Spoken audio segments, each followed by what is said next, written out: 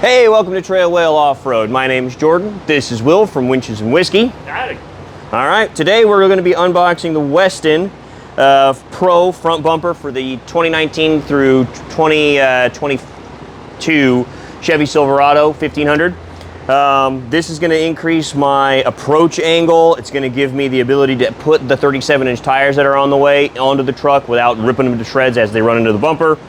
It's also going to allow me to mount the winch and lights, and it's just going to be overall way better on the truck. I mean, how much did your new bumper on your FJ help? Oh man, when I put the bumper on my FJ, my approach angle like freed up big time. I'm hitting all kinds of stuff, and I don't have any rub on the forward end of my tires at all. Nice. And I'm rocking. Now, granted, you going on 37s and my 34s are a little bit different, but I mean, we're talking two completely different platforms. But yeah, approach angle is everything, especially if you're off-roading. And for those of you that don't know, approach angle is basically when you're going up on an obstacle or a hill, it's going to denote what your angle of approach is going to be. So how much can you get that truck up without hitting something? A lot of bumpers will kind of, like stock bumpers, are going to stick out a lot more. So when you go up a hill or you go up a little bit more tricky of an obstacle, it's going to be protruding out a little bit more. So you're risking hitting your bumper on something. Now, a lot of the times when we go with like the Westin or any of these aftermarket front bumpers, you're going to change that approach angle by making it a little steeper in the front and giving yourself a better angle to be able to get up those hills. And also, because it's steel, if you smack it on a freaking rock, which has happened many times, it's going to protect your car from getting damaged. And that's exactly what you don't want to happen when you're on the trail. Right, right. And the other thing that this will come in handy with is if you're coming down off of a slope. So it's not only approaching obstacles like a rock or a boulder or some sort of climb that you're trying to come, but when you're at the end of a route or end of an obstacle and you're coming downhill trying to get back to level ground, if you snowplow into the ground there, one, you're damaging the trail and you're making all off-roaders look bad.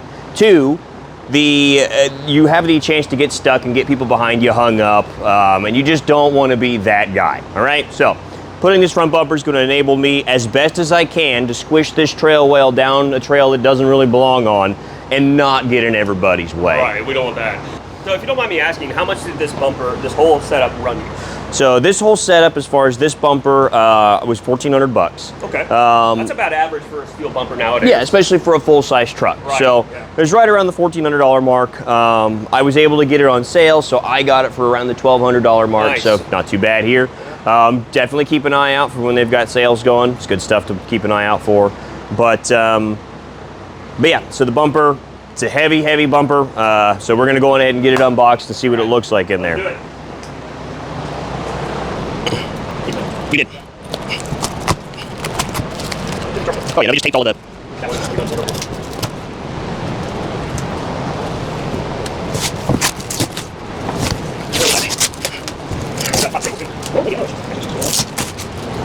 All right, you want to get that side? I'll get this side, see if it slides up.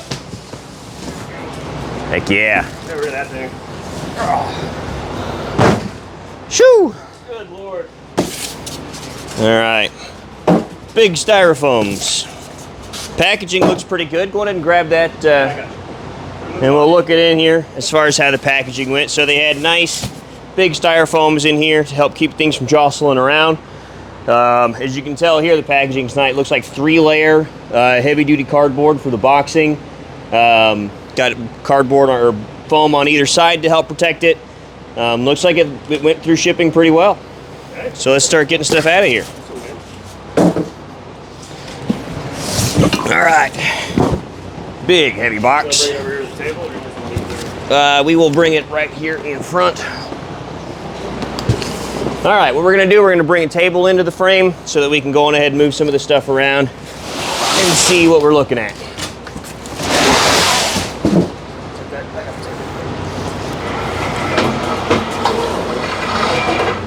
You're so strong, Will. There we go.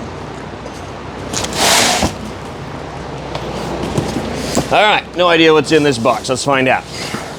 Something for the bumper. Probably. Good call, good call. I can pay by the hour. Probably need my knife here, huh? My knife's in the truck.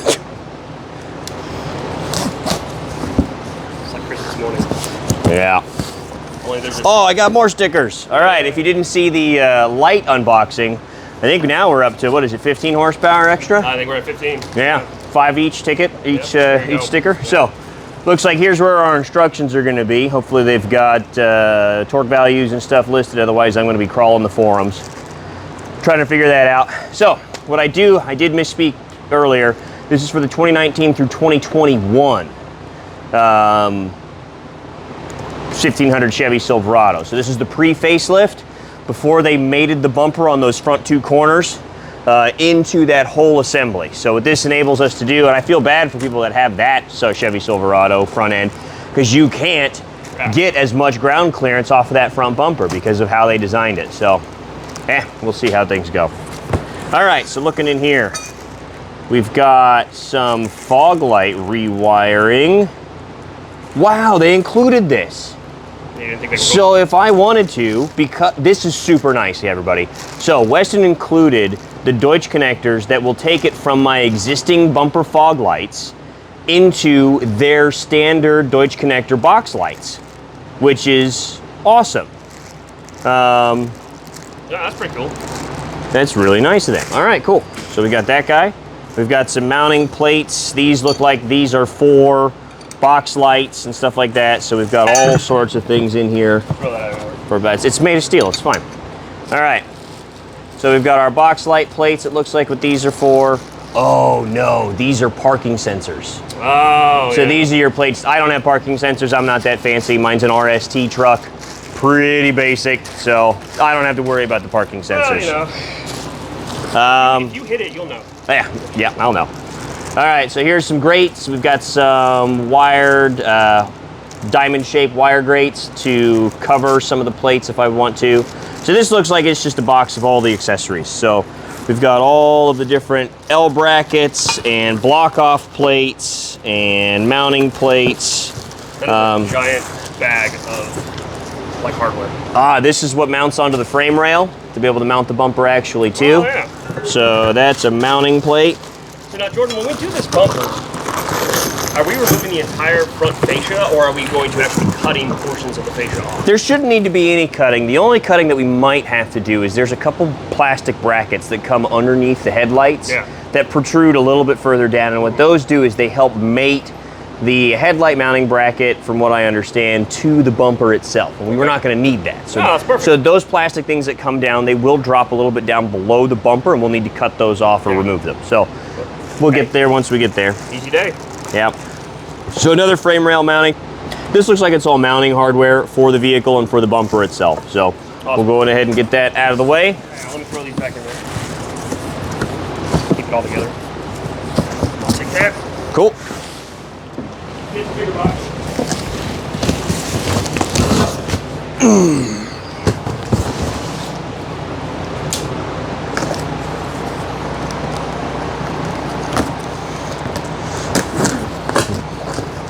Grazie. De nada. So 2 different languages. I speak Italian. All right, so here we have our winch mounting plate. So this is what the winch is going to get mounted on.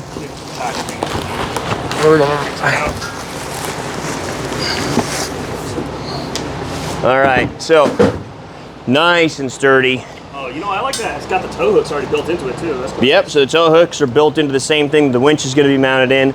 Got a nice deep well in here for the winch to get mounted in down here.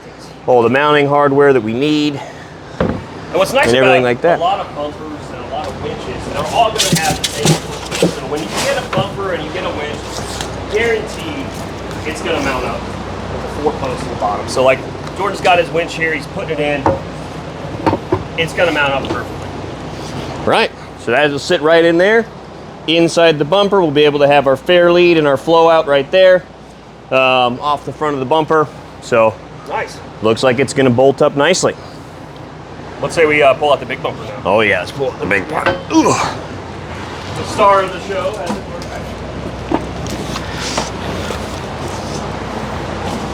Well, you can't lift this by yourself? I probably could, but I don't want to hurt myself. We're not young anymore, Jordan. No. That's why we picked off-roading instead of physical activity Right. for our hobby.